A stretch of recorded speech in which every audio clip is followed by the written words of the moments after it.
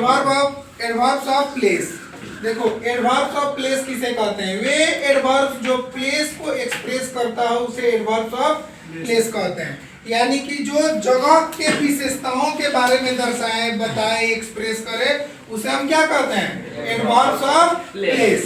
जैसे देखो as for example here, there, in, out, away, down, everywhere, above, below, inside, outside, indoor, outdoor, यानी कि जो जगह को दर्शाता है। जैसे मान लेते हैं कि आप यहाँ हो या फिर वहाँ हो, या फिर वे लोग यहाँ हैं या तुम लोग वहाँ हो, या फिर मेरे सर के ऊपर पंखा है या मेरे सर के ऊपर जहाज उड़ रहा है, ठीक है, या फिर इनसाइड आउटसाइड मतलब तुम में या फिर बाहर, यानी कि इनसाइड ऑफिस के इनसाइड हो यानी कि ऑफिस में हो, या आउटसाइड बाहर, आउटसाइड ऑफ ऑफिस, ऑफिस के बाहर हो। तो जिस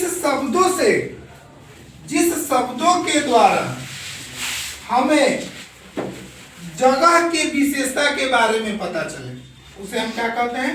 एडवर्ब ऑफ प्लेस। या कॉमन, जिस शब्दों से हमें जगह के बारे में पता चलता हो या जगह के विशेषताओं के बारे में पता चलता हो उसे हम क्या कहते हैं? Adverbs of place. जैसे देखो as for example he was sitting here, वह यहाँ बैठ रहा था, वह यहाँ बैठ रहा था। तो ये जो आपका हियर है, here is the adverb of place, यानी कि ये दर्शा रहा है ना कि आप कहाँ बैठ रहे हो, आप कहाँ बैठ रहे थे। अब देखो आशीष लिव्ड देयर, आशीष वहाँ है, आशीष वहाँ रहा। अब देखो देयर इज हियर एवरीवेयर, हवा हर जगह है, हवा हर जगह है। तो देखो यहाँ पे देयर और यहाँ पर एवरीवेयर, यानी कि जिस शब्दों के द्वारा या जिस शब्दों से हमें जगह का पता चले, किसका पता चले?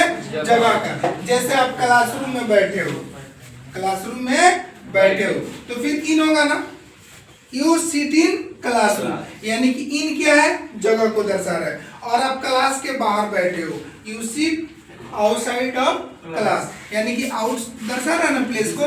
तो जिस शब्दों के द्वारा जगह को दर्शाया जाए, जगह के बारे में बताया जाए, एक्सप्रेस किया जाए, उसे क्या कहते हैं? Adverbs of place. ठीक है।